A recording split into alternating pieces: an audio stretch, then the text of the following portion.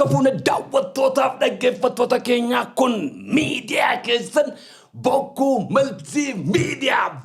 multimedia sagantaa Gingilchaa guyyaa har'aa furannee isiniif dhiyaanneera. Sagantaa Gingilchaa guyyaa har'aa qabatee kan isiniif dhiyaate jaranaaltichi keessan kun Qataleen keessan Habsaamuu Lamuuti. Kanneen sagantaa keenyaaf haaraa taatan toora YouTube'itti nu daawwattan YouTube chaanaalii kee subscribe gochuun dagatinaa. Sagantaa keenyarraa yoo waa hubattan hiriyoota keessan raabsuun dagatinaa. Haga xumura sagantaa keenyaatti nu waliin turan afeerraa keenya yeroo hundaan.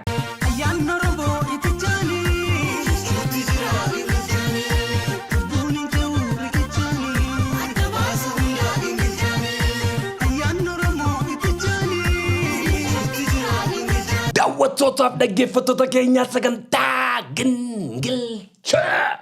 Torbe kana fudhadhee dhufettota darbin dura hordoftoota amantaa kiristaanaa mara keessaniin baga guyyaa masqalaa ittiin isin ga'een jedha. Akkasumas ummata keenya, ummata Oromoo, ummata Garraamii, ummata bal'aa, ummata bareedaa, aadaa bareedaa qabu kana baga jalbultii ayyaana Irreechaa bara 2025 ittiin isin ga'een jedha.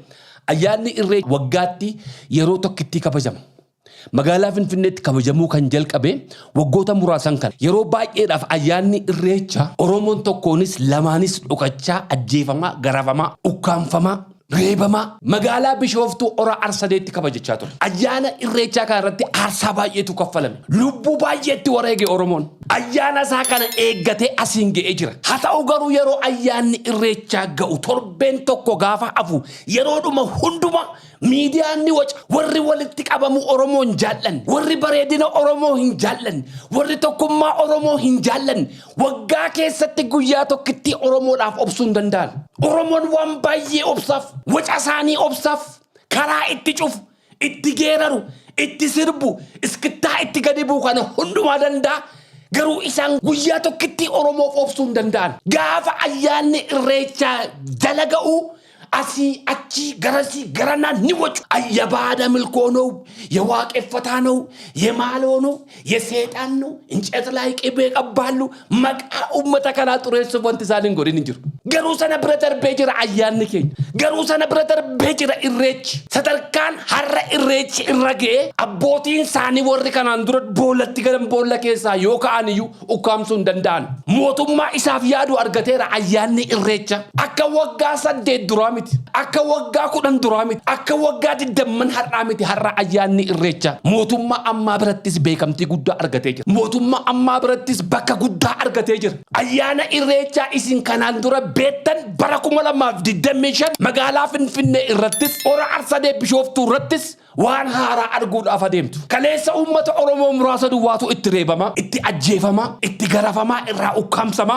Namni 700 bakka tokkotti boollatti gannamme ayyaana isaa eegsifatee asiin ga'e. Har'ammoo mootummaa isaaf yaadu argate. Isa kanagaa kan jarri maraatan, isa kanagaa kan jarri mataa ofirraa ciran. Isaan duwwaa miti afaan keenya dubbate kan nu keessatti guddatu akka namicha kanaafa. Waggaadhaa gara waggaatti nama haaraa baasaniitu uummata kana burjaajessuudhaaf, uummata kana addaan facaasuudhaaf. Oromoon akka inni bakka tokkotti walitti hin qabamneef maqaa amantiitiin yeroo hundumaa qaawwaa argataniin seenuu barbaadu. Oromoon garuu kana bira darbee jira. Ani kiristaana. Amantaan koo kiristaana. Ayyaana Irreechaa garuu nan ayyaaneffadha. Ani ayyaana Irreechaa kanin ayyaaneffadhu bakka Oromoon kaabaaf kibba giddu galeessa osoo hin jedhin ba'aaf dhiyoo osoo hin jedhin tokkummaadhaan dhufee itti wal argu.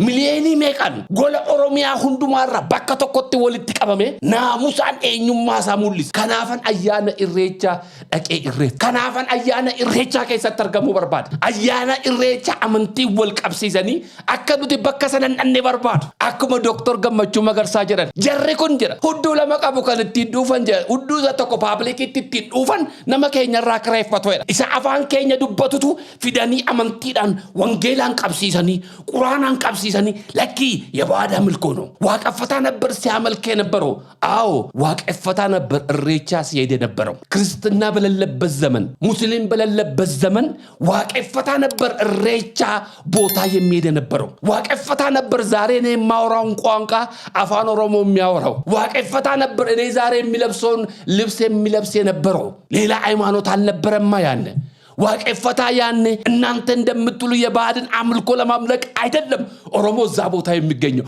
ዋቃ ጋራ ጉራቻ ይላል ዋቃ ጋራ ጉራቻ ማለት እኮ የእግዚአብሔር ሆድ ንጹህ ተንኮል የሌለበት ቢሻን ጉራቻ ናከኒ ይላል ኦሮሞ ውሃን እኮ በከለር የሚጠራው ኦሮሞ ብቻ ነው ቢሻን ጉራቻ ማለት ንጹህ ውሃ ማለት ለዛ ነው ኦሮሞ ዋቃ ጉራቻ የሚለው ሌላ ነገርን ከጎኑ የማያስቀምጠው ዋቃ ጋራ ጉራቻ ዋቃ ጋራ ታይላ ሆዱ ንጹህ የሆነው እግዚአብሔር ተንኮል የሌለበት እግዚአብሔር ማለት ነው በአማርኛ እኛ የባዕድን አምልኮ አይደለም የምናመልከው እኔ ለራሴ ክርስቲያን ነኝ የሙስሊም ወንድም አለኝ የፕሮቴስታንት ወንድም አለኝ የኦርቶዶክስ ወንድም አለን እዛ ቦታ ሄደን የምናሳየው የባዕድን አምልኮ ሳይሆን ማንነታችንን የምናሳይበት ቦታ ነው የአዲስ አበባ ከተማ መስተዳድር ለኢሬቻ በዓል ብዙ ገንዘብ አወጣ ብላችሁ ደምስራችሁ እስኪቀደድ ድረስ ሚዲያ ላይ ቁጭ ብላችሁ የምታው ምን ነው ትላንትና የሙስሊም ረመዳን እኮ ሲከበር እስከ ቤተ መንግስት ድረስ እየሄዱ እኮ ነበር አፍጥር የሚያረጉት የአዲስ አበባ ከተማ መስተዳድር ቢሮ ድረስ ሄደው እኮ አፍጥር ሲያረጉት ነበሩ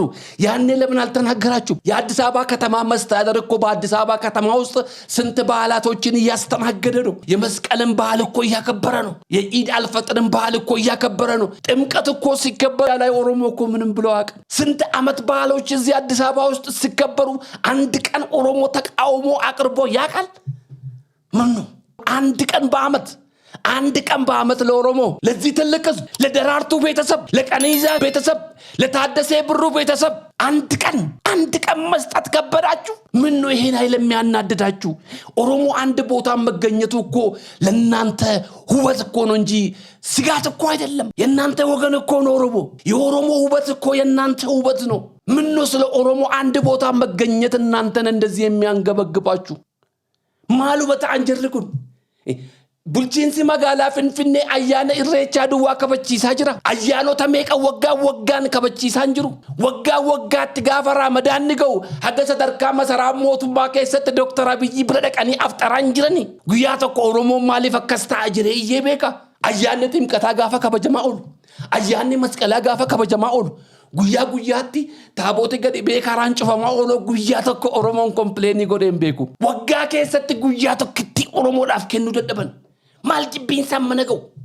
ኢያ ኦለን መራቻ ዮኦለን ሼኪ ከሳና ዱፍ ቄሲ ከሳና ዱፍ አከነምትቲ ከና ከራቫቲ ፈቴ መነጽሪ ኡፈቴ ፕሮፌሰር ተኤገደ ዱፍ ኦሮሞን ሰደቃት መታ ከሰ ገዳም ተነብረ ደርቤ ጅር ዋቀዮፍ ገለኒ ጉዳናተው ኩንሞ ኢገ ኢጆሌ ኦሮሞቲ አሳ ኢጆሌን ኦሮሞ ከፈልተን ሰነ ከሰ ደበሬ ጅር መቻቻለን ነው በቃ ከነቦዴ ወልደን ዳውድዋን ያሳዝዱኛል እንዴ ኢሬቻ በመጣ ቁጥር ጨጓራቸው የሚያማቸው ራስ ምታት የሚያማቸው እኔ በጣም ነው የሚያሳዝዱኝ አንዳንድ ጊዜ እኮ ለነሱ ብዬ በቃ በቀርሴ ኢሬቻ ምሎት ጭንቅላቴ ውስጥ ይመጣል ለምን ወንድሞቼ እንዲጎዱ ስለማልፈልግ ነው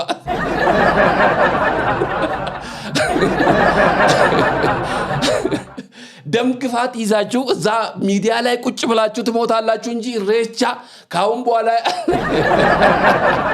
አለፈበት በቃ አከተመ ለይሄንን ተቀበሉት መሳይ ተቀበሉት ናብታሙ ተቀበሉት ይሄንን በቃ ፓስተር አምጣ ቄሱን አምጣ ፕሮፌሰሩን አምጣ መነጽር አስለብሱ ከራባት አርገበትና የለም የአዲስ አበባ ከተማ መስተዳድርን በጣም እናመሰግናለን ለምታረጉት ነገር ሁሉ ክብር ይገባችኋል ለማንኛውም አመት በዓል ለምታረጉት ለዚህ ለኢሬቻ አመት በዓል የምታረጉትን ነገር ክብር ይገባችኋል ቡልቺንሲ ሞቱማን አኖ ኦሮሚያ ክብር ይገባችኋል ሞቱማን ፌደራላ ገለቱስን ይመላ ኡምኒ ኦሮሞ አያነ ኢሬቻ ወጋ ከና መጋላ ፍንፍኔት አከሱመስሞ ሆራ አርሰዴት ከበጀሙ ዋን ሃራ አርጉዳፍ ደምት ዋን ካና አንድሮተ ኤምቤኔ ዋን ባየተው ዳፍ ደመ እንገደት ቆደቀ ቪዲዮ ወራቡ ያለን ትሬናን ሰርፕራይዝ ይደዲሲ ዳንጀለ መለ ዋን ባየ አርጉፋ ደምት ወሪ ቢያ አምባ ከሰ ይተነው ቦሎኒ ኬኝ ወጋን ኩን ኢስንጀላን ደርቢን there is something brand new ወጋዳ ገራ ወጋቲ ጅጅረመን ዱፋ ጅር ተደርካን ሐራ አያነ ኢሬቻቲ መቃጥሮሱ የባዳ ምልኮ ጅረኒ አቺ ወጫ ኦለን ሰነብረ ደበረ ጅር ማሊፊ አያነ ኢሬቻ ዱር ኡመተ ኦሮሞ ዱዋ ቀበቱር አርሳቲ ከፈለ ልቡቲ ከፈለ አሲንጋቴ ሐረሞ ሞቱማ ኢሳፍ ኢሙ አርገት ሞቱማ ኢሳፍ ያዱ አርገት ilmaan abbaa gadaa eenyummaa saba isaaniitiif yaadan argate. Oromoon kottaa naa kabajaa jedheen karanne. Dirqamaan kottaa ayyaana irreechaa isiniin jechaa hin jiru. Bagiddanuunnaa kanyaa gaara akabru ብሎ የሚጠራቸው ኦሮሞ የለም። ከፈለክናና ከኦሮሞ ጋር አከብር አመት ባሉ የኦሮሞ ብቻ ነው ብሎ ኦሮሞ ማንኛውንም ሰው እያገለለ አይደለም። ናና ከብር ናና ከኦሮሞ ጋር ደስ ይበል ከትልቅ ህዝብ ጋር ደስ ይበል እንደ ድሮ ስም በማጥፋት ይሄ ከኦሮሞ ውስጥ እየገዛችሁ ገንዘብ ሳታችሁ በሚዲያ ቁጭ ብላችሁ የምታሰለፈለፉትን ይሄን አመት በዓል ኦሮሞ አንድ ቦታ እንዳይገኝ እናረጋለን ለምትሉት ያንን አልፈነዋል ወሪ መቃ ኦሮሞ ቀበተኒ አፋን ኦሮሞ ዱበተኒ ኡመተ ኬሰን ሰልጵሱፍ ያልተን ዋቀዮን ስና ሰልጵሱ ሰልጳዳስን ኑቲ ወራ ዋቀ ቶልፈማቲ አመኑ ሚቲ ዋቀ ኢሰ ጅራታተመን ወልጥ ቀቢንሲ ኡመተ ኬኛ ገሩ ከንኬኛ ኦቶ አመንታን ክርስቲያና ብየ ኬኛ ኑፊን ኦሶ አመንታን ሙስሊማ ብየ ኬኛ ኑፊን አፋን ነመዱ በቻ ጅሩ ከነስ ዱር waaqeffata dubbachaa ture uffannaa har'a uffannu kanas akkuma kan kanaaf kaleessa uffata kana warra waaqeffataa uffachaa ture uffachuu dhiisure afaan nama dubbadhu kana kaleessa warra waaqeffataa duwwaa dubbachaa ture jedhee dhiisuu afaanicha ayyaanni irreechaas maqaa xureessuudhaaf waan adda addaa godhuudhaaf warra achi keessatti ergaman jiru sana hundumaa irraa kukkutaa bareechifanne mimmiidheffanne bakka dhannee eenyummaa keenyatti mul'isnuudha bakka dhannee jaalala keenya biyyaaf qabnutti mul'isu bakka dhannee jaalala waliif qabnu dhanneetti mul'ifannu bakka dhannee nagaa jaallachuu oromoo bareedina oromoo itti mul'ifannu waan ta'eef hin dhanna kanaaf mootummaan ayyaana kana kan bara 2025 bifa addaatiin akka inni bareedu gochaa jirtan galata guddaa isiniif qaba bulchiinsi magaalaa Finfinnee bulchiinsi mootummaa naannoo Oromiyaa mootummaan federaalaa akkasumas poolisiin federaalaa poolisiin Oromiyaa raayaan ittisa biyyaa nagaa uummataa eeguudhaaf qophii isin godhaa jirtan hundaaf galata guddaa qabdu galanni hundinimmoo waaqayyoof ta'a. Baratuu Gingilchaa.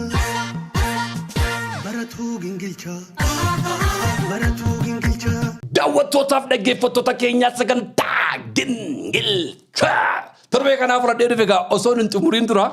Torban darbe kana sooshaal miidiyaa keessatti xiqqoosee biizii isin godheen ture. Gara godina Horroo Guduruu Wallaggaa deemeen ture. Horroo Guduruu Wallaggaa for the first time jireenya kootti yeroo jalqabaan naqe. Gola Oromiyaa baay'een naqee Wallagga keessaas bakka baay'een naqee godina Horroo Guduruu Wallaggaa yeroo duraaf naqe. Godina Horroo Guduruu Wallaggaa yeroo duraaf dhaquu koona kanatti gammachuu guddaa natti dhaga'ame. Maqaa uummata Horroo duraan gaafa ala teenya dhaggeeffannu biyya ala teenya gaafa dhaggeeffannu ummaticha keessa immoo gaafa naqee dachiisaatii fi abboolii keenya haadholii keenya qeerroof qarree achi keessa jiran arguutti baay'een gammade. Maqaa namoota 3-4 ummata garraamii ummata guddaa kana ummata keessummaa simachuu beeku kana ummata goota kana ummata hayyuu kana maqaan isaa baay'ee badaa ture. Waan baay'ee dhagaa ture. Sadarkaatti sirba baasan sadarkaatti maqaa xureessan halkaniif guyyaa Horroo Guduruu jedhanii miidiyaa irra ta'anii maqaa ummata keenyaa kana xureessaa turan. Akka Oromiyaatti Wallagga keessatti immoo Horroo Guduruu Wallaggaa ummaticha keessa dhaqee gaafan argee dhufu garuu nan gadde. Maqaa namoota qubaan lakkaa'amu siyaasa keessa jiruuf maqaan ummata guddaan garraamiin bada. Akkuma torban darbe keessa agartan godina Abbee Dongoroo baadiyyaa keessa gara kiiloomeetirii 15 ummanni keenya finxaaleeyyii irraan qeesaa irraa buqqee ture. Qabeenyi isaa barbadaa'ee ture. Lubbuu baay'eetu bade kana diiteelii isaa irraa dubbachuun nan barbaachisu. Finxaaleeyyiin kiiloomeetirii 100 achi as dhuftee ummata keenya qe'ee irraa duguugaa jirti. Yeroo ati maqaa wal balleessitu yeroo ati maqaa siyaasaatti walitti dhukaastu ummanni kee akka kana qe'ee irraa buqa. Baay'ee na gaddisiise ummata kana keessatti dhaqee argamee rakkoo ummanni kun keessa jiru argu kootti baay'een gadde. Nuti asii maqaa wal balleessaa oolla. Nuti asii wal arrabsaa oolla bara. Sabni kee garuu baadiyyaa keessaa rakkachaa jira. Sababii isin wal nyaattanii, sababii isin walitti dhukaastanii, sababii isin nagaa waliif hin laanneef abbootiin keessan, haadholiin keessan qeerraa ari'atamu. Ijoolleen waggaa 2 jalatti ajjeefamti. Qabeenyi barbadaa. Namni buqqa'u, namni akkatti jiraatu dhabe. Nagaan hin jiru. Waay maaf kun ta'e? Of gaggaafadhaa. Warri ummata kanaaf hin qabsaa jettan of gaafadhaa. Warri nu arrabsaa ooltan gaafa waa'ee nagaa dubbannu of gaafadhaa. Ati geengoo siyaasaa addaa keessa jirta. Waan ummati kee itti jiru garuu quban qabdu. Sooshaal miidiyaa irraa maanni sagalee ta'an nama rakkoo ummataa kana wallaalee jira. Gidiraa ummanni keenya har'a keessa jiru nama wallaalee jira. Eewutti sagalee taata. agarra social media goota keenya waggaatti guyyaa tokko gaafa rakkoon jiru dhufeetu bakka madaa keetii sana si hooqee waa si maxxansatu goota koo jettee jajajta. Warra garuu lubbuu kaffalee achi keessa taa'ee uummata kana wajjin aarsaa kaffalan poolisoonni Oromiyaa kabajaan isaaniif malu ulfinni isaaniif malu lubbuu aarsaatti kaffalanii bokkaa keessa deemanii rasaasitti roobaa bokkaanitti roobaa dhoqqeef deemuu dadhabanii beela'anii injiraan ofirraa darbataa uummata isaaniitiif aarsaa kaffalan galateeffattanii beektu maqaa dhooftanii beektu isa biyya alaa taa'ee siixiin xalu barcuma gaariirra taa'ee bishaan qulqulluu vodkaa qodaa bishaanitti naqatee dhugaa siixiin xalutu goota jettati bara poolisii Oromiyaa isa dhiiga isaa kaffaluuf goota jennee beekna poolisii Oromiyaa isa lubbuu isaa kaffalu ishee lubbuu isaa kaffaltuuf goota ittiin jennee beekna. Galatoomaattiin jennee beekna warra uummanni gaafa beela'u uummataa wajjin beela'u gaafa uummanni isaanii dhaamu uummata isaaniitti wajjin dhaaman galateeffannee beekna. Nan qaanfadhen guyyaa tokko miidiyaa irra taa'ee poolisii Oromiyaa galateeffadhee hin beeku guyyaa tokko miidiyaa irra taa'ee milishaa galateeffadhee hin beeku garuu uummata kana wajjin warri aarsaa kaffalaa jiran isaan. Finxaaleeyyii fuuldura dhaabbatanii finxaaleeyyii wajjin morma wal qabanii dhiiga isaanii dhangalaasaa oolan poolisii keenya kabajaatu isiniif mala. Ulfinatu isiniif mala. Maaliif Oromoon warra fakkeessu jaallata? Oromoon warra miidiyaa irra taa'ee afaan babbareedaa barreeffatee bakka madaa keetii si hooquu danda'u galateeffattati. Goota keenya jette gootni isaan gootni poolisii Oromiyaati. Goonni milishaa Oromiyaati. Uummata isaanii wajjin kan aarsaa kaffalu. Guyyaa 5 waliin ture. Guyyaa 5 ture keessatti arge jara kana. Har'a gaafan akkas jedhee waa'ee isaanii dubbadhu faarsee bulaanaan jedhe. Poolisiin na faarsinaan hin jenne. Hoogganni isaanii dhaqee faarsinaan hin jenne. Garuu maal akka isaan godhaa jiran ija kootiin arge. Mooraalii ittiin nu qeeqxan hin qabdan. Mooraalii ittiin waa'ee koo dubbattu hin qabdu. Dhaqi waan an godhu godhiiti yommuu sana naan wal qixxaattee dubbatta. Lubbuun koo lubbuu obboloota kanaan caalu jedheen bakka hamaa sana keessa dhaqe. Meeqatu natti dheekkame. Meeqatu naan mufate maatiin koollee. Bakka eenyu dhaquu hin dandeenye keessa dhaqe. Goota ta'ee yookiis immoo anatu goota jedhee matireesii baaddee miti kan hin dhaqe. Waaqayyoon qabadheen dhaqe. Uummata ofii jaallachuun akkas. Saba ofii jaallachuun akkas. Meeqan keessa turuti achi dhannee deebinu baga nagaan galtan nuun jettan. Miidiyaan biyya alaarraa waa'ee dhuma dogoggoraa teessanii waa maxxansaa ooltanii hojii gootummaa hojjenne kanatti eenyuufaatu piraawudii ta'e maxxanse. Forget about abtaamu. Waa'ee abtaamummaa miti. Yaareedi magaalaa Finfinnee keessa dhalatee guddate lola keessa dhaqe. Muktaar Adeerootu Harargee Ameerikaa keessa dhaqe achii bee lola keessa dhaqe. Did he appreciate him? Dinqisiifattee teenye gaafa dubbannu salphaa fakkaata. Teenye gaafa haasofnu salphaa fakkaata. Abbootii qabeenyaa keenya, arjoota keenya yaadataa jiru neddi tokkummaa fiixee ajaja eenyuun ala uummata keenya bira dhaabbachuu qabna jedhanii maallaqa guddaa kana baasanii nyaata birdilibsii firaasha zayita utuu lafiin uummata kanaaf erganii meeqan keessattuu maxxansee galateeffate. Maaliif akka seexanaa duwwaa isin bakka cubbuu duwwaa barbaaddu? Warri OMN isin gaafadha. Dajanee guutamaa faa isin gaafadha. Ijoolleen tokko gargaarsa fuudhanii godina Horroo Gudurudhannaan aanaa sana keessatti maaloo qabanii hidhan. Kana akka breaking news itti maxxansitaniittu warra uummata isaanii cinaa dhaabbate yoo. Warra uummata isaanii gargaare yoo. Gurbaa isa obboleessa keessan Kanaadaa irraa ba'ee Abee Dongoroo baadiyyaa Abee Dongoroo yoo achi dabarree deemne. Abee Dongoroo achi darbe bakka itti sodaachisaa keessa bakka faannoon sochootu keessa dhaqee dhufe. Kanamaaf hin gabaafne. Alaqaan keessan duriyoo kanamaaf hin gabaafne Jawaar. Waan biraa waan gabaastu. Muktaar Adeeroo Alii Boonaa Kaalid USA irraa dhufan. Achi dhufaniitu uummanti kun uummata keenya jedhanii Abee Dongoroo keessa dhaqanii uummata isaanii gargaaran. Akka breaking news itti kana maan gabaam. Hojiin keessan akkuma seexanaa teessanii dogoggora duwwaa barbaadu. Kana booddee mooraalii ittiin faarsee bulaanaan jettuun hin qabdan. Faarsee bulaanaan jechuu dura waan ani godhe bakka dhiiraa dhaqee argame. Lola keessatti dhaqee argame. Uummata kee cinaa dhaabbadhu. Hamilee ittiin poolisii Oromiyaa qeeqxanis hin qabdan. No, hin qabdan malee. Poolisii Oromiyaatiin uummata kanaa wajjin kan aarsaa kaffalu. Rakkoon hin jiru jechuun miti akka mootummaatti. Mootummaan jara kanaaf xiyyeeffannoon laannee waan biraan. Garuu kan lubbuu kennaa jirutu jira. Kan aarsaa kaffalaa jirutu jira. Mootummaan naannoo Oromiyaa, mootummaan federaalaa uummata godina kanaaf ilaalcha addaa godhuu qaba, iyyee godhuu qaba. Uummanni keenya rakkoo keessa jira. Karaan hin jiru. Karaa ittiin poolisiin finxaaleeyyiin gaafa dhuftu bira qaqqabullee hin jiru. Ibsaan hin jiru. Nageenyi hin jiru. Guyyaadhaa gara guyyaatti finxaaleeyyiin uummata keenya rakkisaa jirti. Mootummaan kana xiyyeeffannoo itti kennee uummata keenya irraa duguguu qaba. Jechoota miidiyaa irratti dubbachuu kan hin barbaanne of keessatti qaban. Walumaa galatti garuu uummanni keenya haala amaa keessa jira. Uummanni keenya haala rakkisaa keessa jira. Kiiloomeetirii 100 ol seente finxaaleeyyiin hamma kanatti cabsitee of ijaartee uummata keenya iraarsaa jirti. Uummati kun boqochuu qaba. Uummanni kun jaallatee Oromoo hin taane, uummati kun jaallatee Wallagga hin taane, Waaqayyootu achitti isa uume, Waaqayyootu Wallagga isa godhe, Waaqayyootu Oromoo isa godhe. Xiyyeeffannoon itti kennamuu qaba. Amma kanaan duraatti waa'ee Abbayyaatti biizii turtan. Misooma adda addaatti biizii turtan. Uummanni keenya garuu xiyyeeffannoo barbaada. Nagaan uummata keenyaa garuu xiyyeeffannoo addaa barbaachisa. Mootummaa kana ala Oromoon maal qaba? Mootummaa kanaan ala godinni kun maal qaba? Barri haa gingilchuu. Barri haa gingilchuu. Barri haa gingilchuu. Daawwattootaaf dhaggeeffattoota keenya sagantaa Gingilchaa torbee kanaaf fudhadhee dhufe asuma irratti goolabeen jira. Sagantaa Gingilchaa torbanii walitti deebinutti nagaa Waaqayyoon nuuf jiraadha. Ayyaana gaarii isiniif ta'u ayyaana Irreechaa bareedaa babbareedaa godinaalee Oromiyaa hundumaarraa kottaati. Seexana garaa ishee guba.